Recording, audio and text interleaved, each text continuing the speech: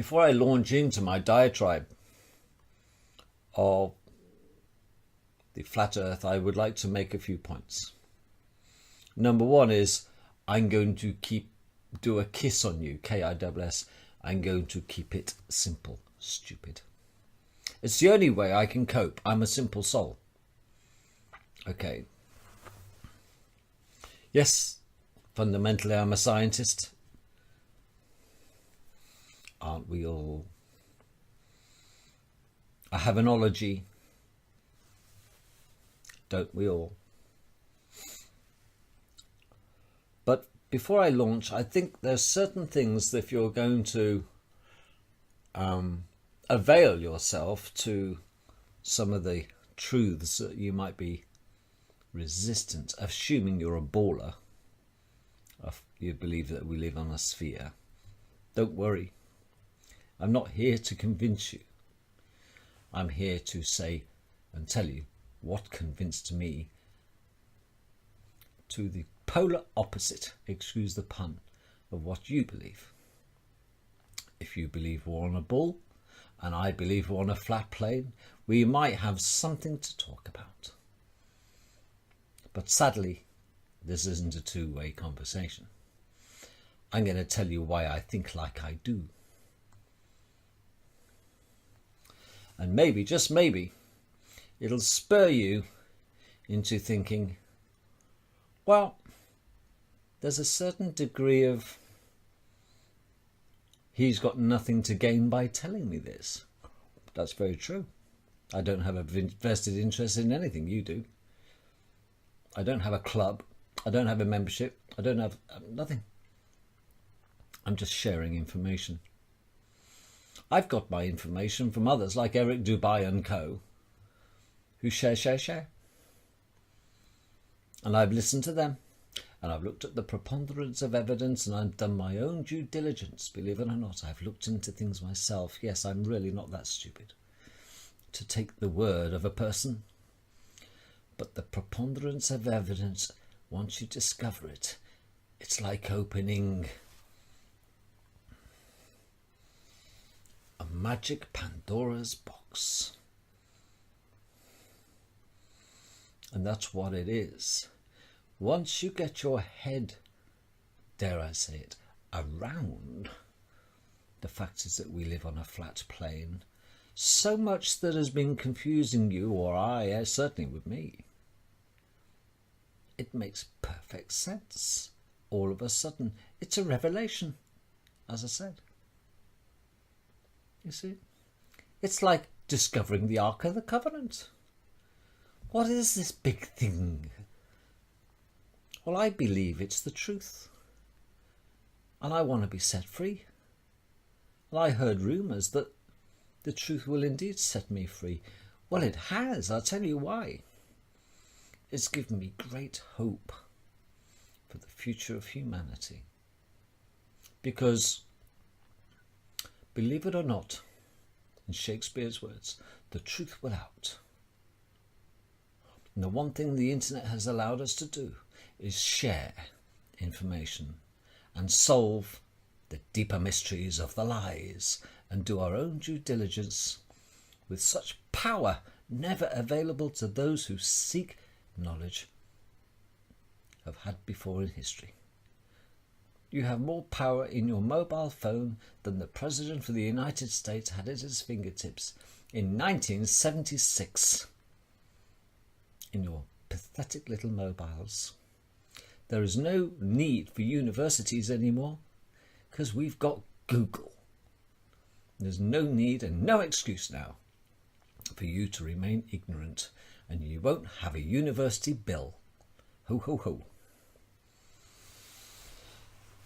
Before you even attempt to get your head around what it is I'm saying, although it's going to be childlike at its level, I need to keep it at that level for my mentality, okay, if you want to be churlish about it. But I like things simple. You see, in Occam's theory, there's a thing called Occam's razor. And what it means is that if there's so much evidence that you have to choose from to explain a situation or an event or a murder or a crime or a state of the planet, and you have all these snippets of information, the evidence, which you will collate and sift through to come to a conclusion, a decision, it is often the most simple that makes sense as well. And it is usually that is the right one to choose. Under Occam's razor, it's a well-known principle. Looking at the preponderance of evidence is often the most simple solution of those available that is the most effective, and probably explains a hell of a lot more than the others. The others are just stocking fillers. Do you get me? So let's look at this. You need to understand this. Before you can be serious about considering whether we live on a flat plane and not a ball, I say a ball, a sphere, if you like, if you want to be picky. And there are picky people.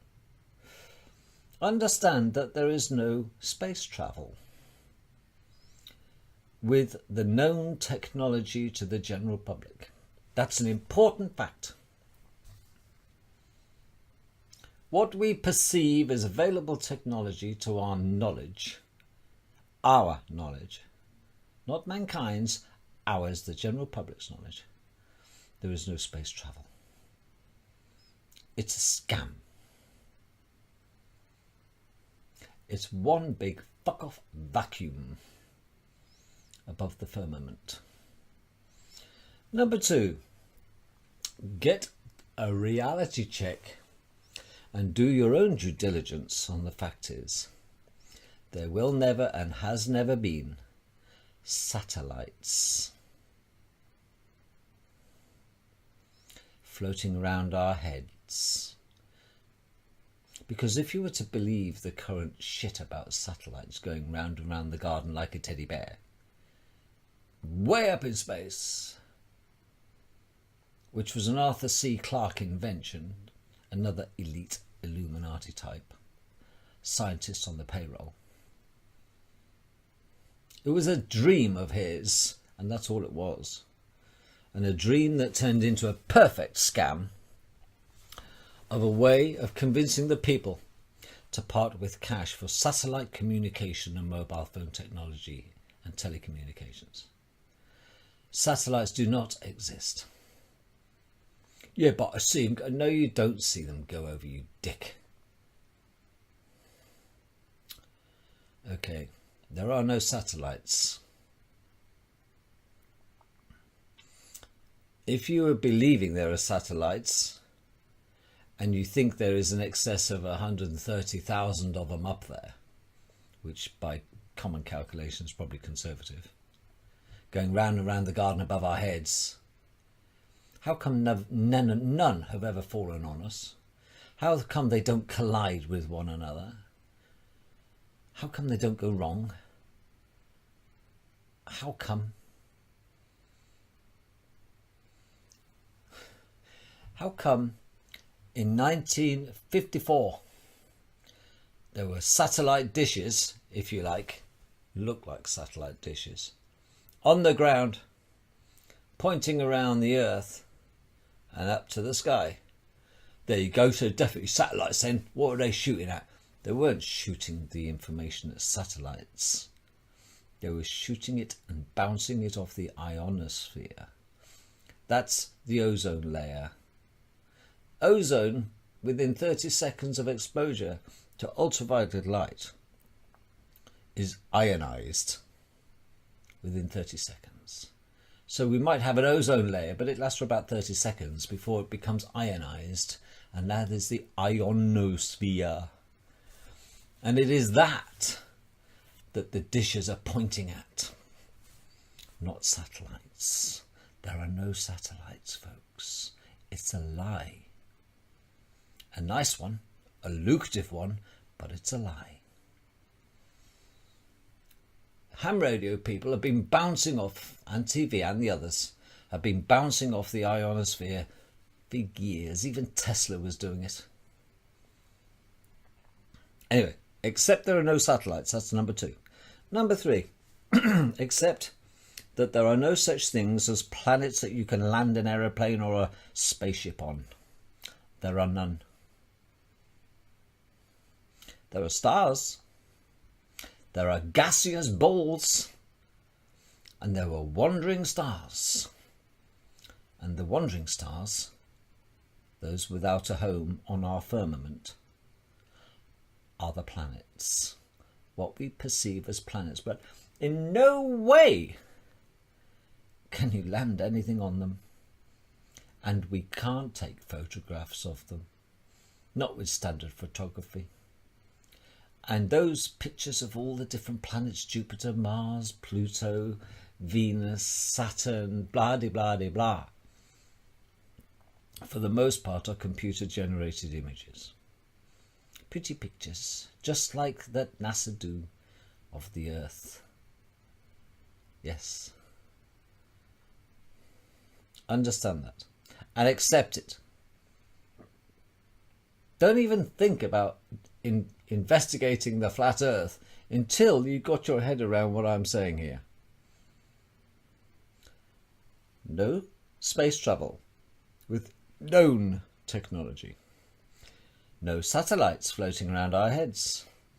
No planets, just gas balls wandering about.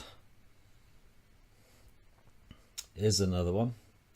The moon and sun are within our firmament, which is like a Centre Parks dome above our Earth, our plane, our circular plane. We're in a Centre Parks, and within the Centre Parks, folks, is the sun and the moon going round and round the garden like a teddy bear. Except that the sun is not 93 million miles away. Stars are not light years away. And the moon's not that far away. The moon is the latest addition. The sun was here before the moon. Okay, understand that. The moon was put in late for a very good reason. It's a suppressor. It's a repeater station. That's all. Understand that. And it is within our firmament. It is no more than 3,500 miles high. And nor is the sun. And here's a biggie. This is a real tough one for you to get your head around, I suppose. I know they wouldn't, but they do. NASA lie. NASA stands for Never a Straight Answer. NASA. Now, we could get technical. I could give this slide rule out. We can talk till the cows come home about you've got all the evidence. But ask yourself who wrote the fucking textbooks. Ask yourself, the moment you went into school, the first thing that was shoved into your hand, children, was a globe. Every poster on the bloody school that I went to, the first school, 5 years old, straight out the crying arms of my mother and mine. On the wall was pictures of the planets and pictures of the Earth. And bloody globes everywhere. At 5 years old.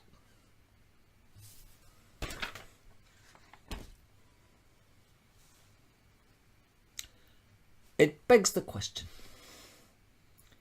If indeed we are on a flat plane, and I believe we are, who gains by the deception? Who out there would lie? Well, the amazing thing in the early days, of course, it was never considered that we lived on anything but a flat plane. It was no big deal. All the shipping maps don't take into account the curvature of the world.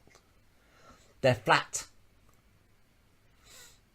Okay, of like aeronautical maps don't take into the account or nature of the curvature of the world.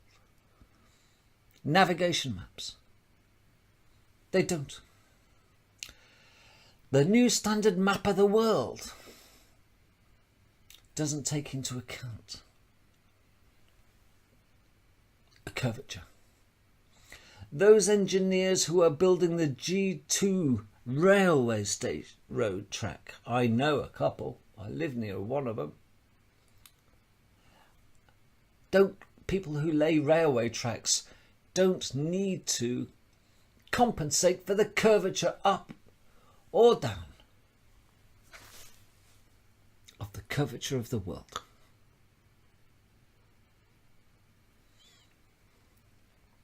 A ship doesn't have to put extra fuel in to compensate for the extra distance due to the curvature. It plots a point between 2 points and it's a straight line, and they calculate their fuel requirements, and so do aircraft.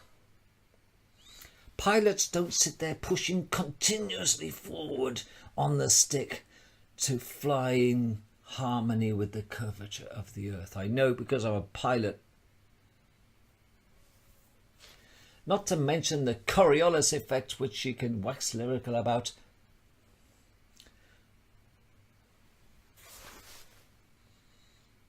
How come the polar star is dead still?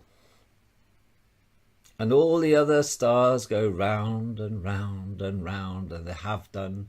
And this Leo star sign rotates like a clock around the polar star.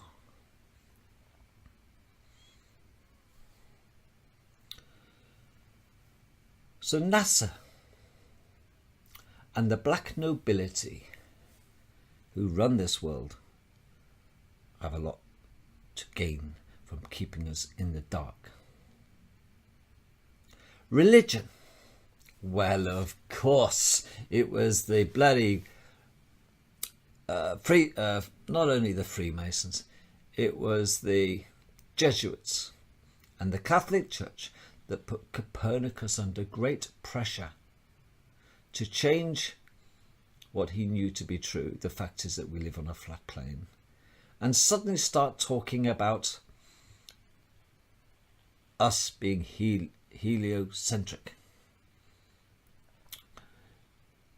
Copernicus was very straight and very adamant, a great scientist and philosopher and all the other bits. He was dead set. Everybody accepted we lived on the flat earth. And suddenly the Catholic Church had something to say about it, including the Jesuits, of course. And under great pressure and duress, he changed his mind. He must have been seriously threatened. So religion had evidently something to gain. Talk about brainwashing. Technological frustration. You see, folks, we do live on a flat plane, but they have such technology, those that seek to keep it from us. They don't want to share. It's been known about from the ancient history that is suppressed, that we live on a flat plane. I'll try and show you what my belief is here. This is a little keyring, and you can see that we have our landmass and our oceans, and around such landmass you can see a white ring. That is the Antarctic ice circle. There is no Antarctica that you believe to be seen. You just think it's somewhere you go. If you go south, that's what you hit. Folks, you can see also the moon and the sun. If I put a little light on, it might go nuts here, but can you see? And the sun and the moon rotate round and round and round. And as they go round, it gets dark, it gets light, it gets dark, it gets light. And the sun is rotating or catching up with the moon because it travels a little bit faster. Twice, 3 times a year, it catches it up and overtakes it. Do you know what happens 3 times a year? Yes, you've guessed it. An eclipse. You see, your perception is when you see a sunrise, you think it's rising round the corner. No, it ain't. It's just coming into your view. Because we all have a blind spot, and the sun suddenly appears. It's your perspective. It's your perspective. And it's coming towards you, and as things come towards you, folks, it looks like it's going to go over your head, of course. It's rising. And it has gone past. And when you look behind it, it's setting. It's not setting, it's just going out of your view. But if you were to be stupid enough to zoom into a sun that's going setting, you could zoom it back up by zooming it towards you. If you have a ship on the horizon, it looks like it's disappearing around the corner. But you get a Nikon P900 and you zoom in, the ship will come into full view again, even though it's 35, 50, 60 miles away. Well, if there was a curvature, there would be no ship to zoom in on, because you'd have nothing to focus on.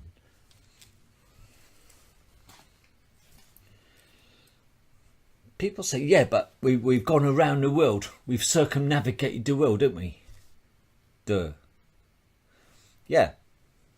People have gone round and round the garden that way. West to eastern.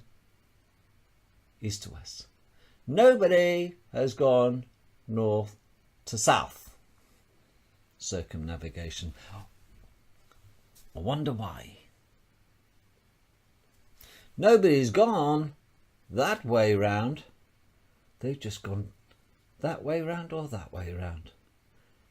It took a guy 3.5 years to go around in the early days in his sailing ship, and he never got past that ice ring.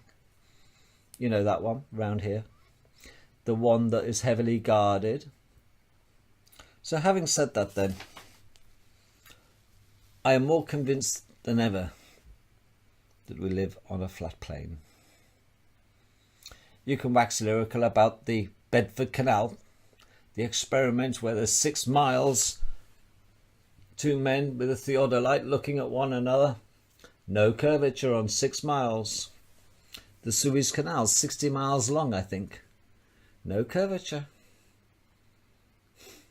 You can zoom into a ship that looks like it's going over the edge, and you can zoom it back into full view. No curvature. You see? And we're not travelling around at 1,600 miles an hour. Or whatever they say it is. I don't even bother looking at the bloody numbers now. What's the point?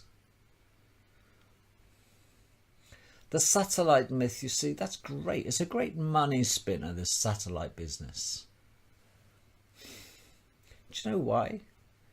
Because your mobile phone and our telephone and our television, our satellite, and our sat-nav systems, they wouldn't work without satellites. Yes, they would.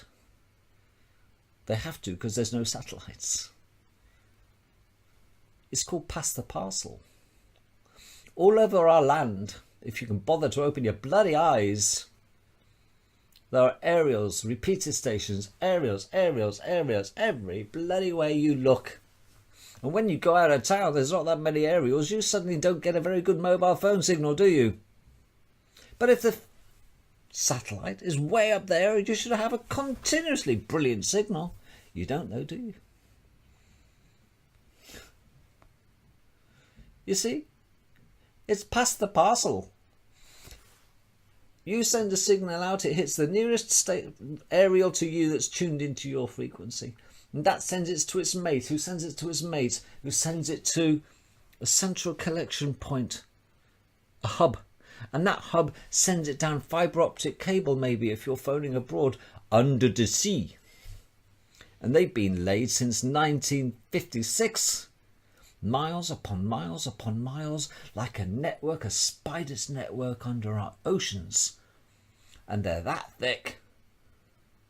And one tiny hair-like fibre can carry thousands of conversations.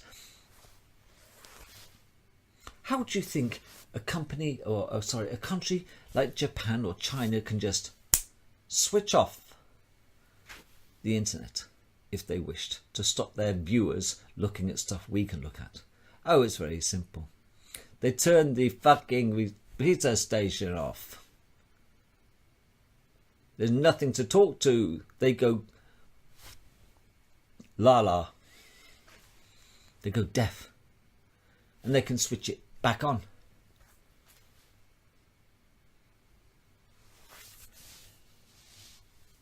Folks, whenever NASA send pictures, NASA, never a straight answer, of our alleged space out there with the ISS and outer space, the moon landings, where are all the satellites?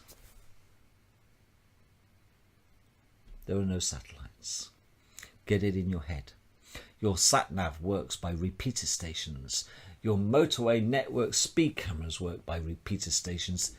Everything works by radio and bouncing off and using our dome, remember the center parks, or our ionosphere, to bounce.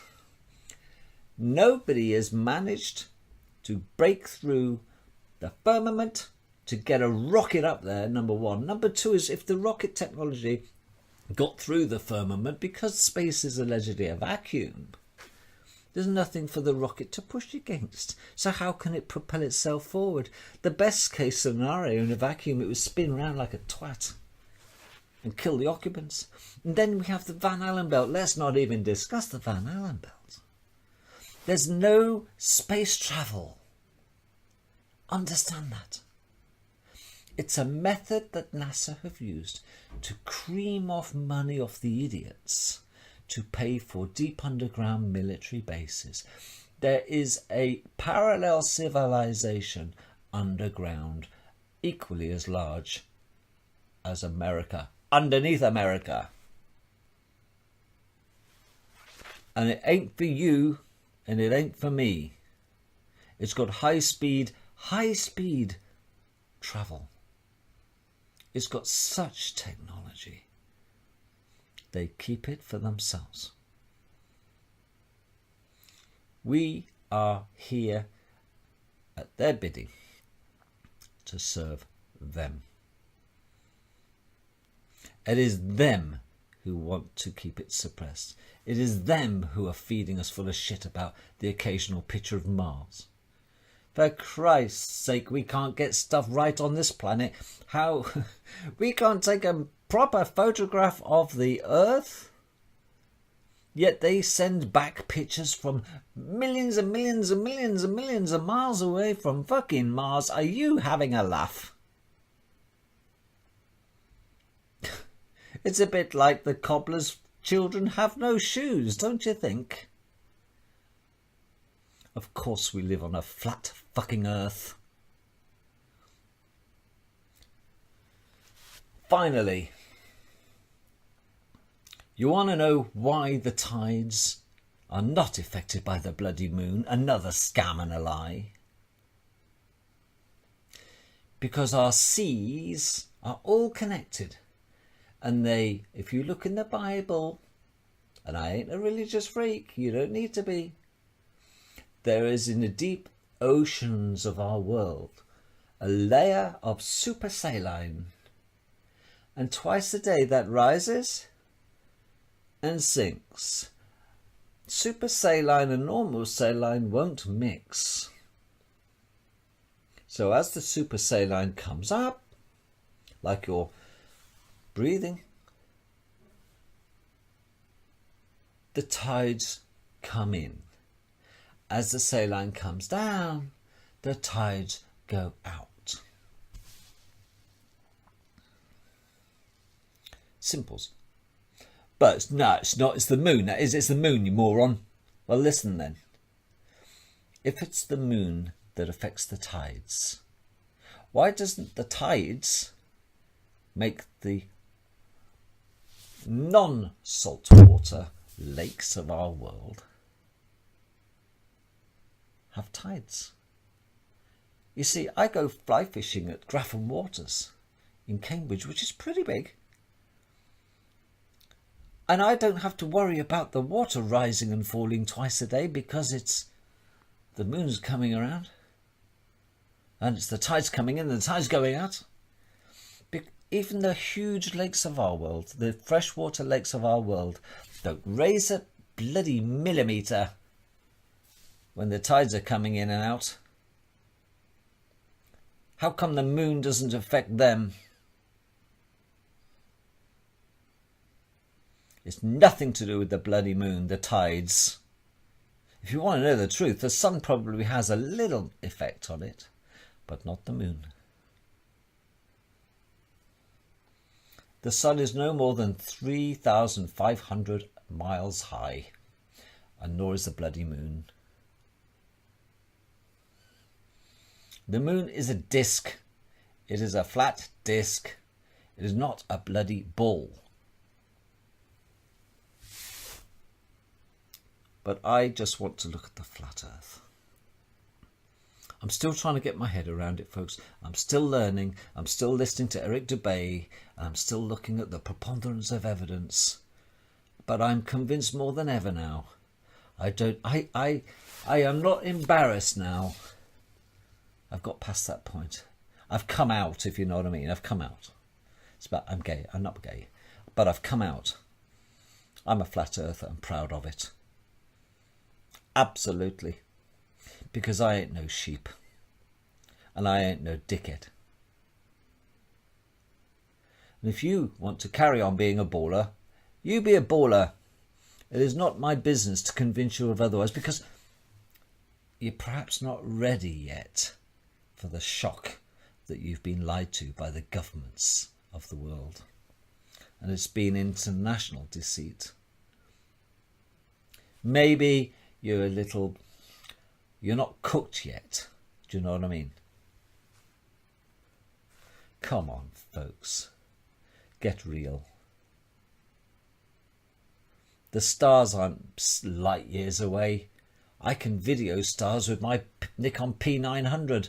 They look fucking close to me. And if they were trillions and trillions of light years away, I wouldn't be able to see dick. But I can spot them. And I can look at different colours. And they're little dancing mazes for me. They're little magic little things. And every one of them is unique. Don't give me the northern light shit. Don't give me the southern hemisphere, northern hemisphere. There's no hemispheres, for Christ's sake. We're on a flat plane. Hemisphere is half a sphere. We're not on a sphere. We're on a flat plane. Get it into your head. Nothing you say will convince me otherwise. Over to you to do your own due diligence. For me, I'm going to go look at my new standard map of the world and marvel at how it is that they've pulled it off on the world's population so beautifully to treat us like fucking morons. Not me.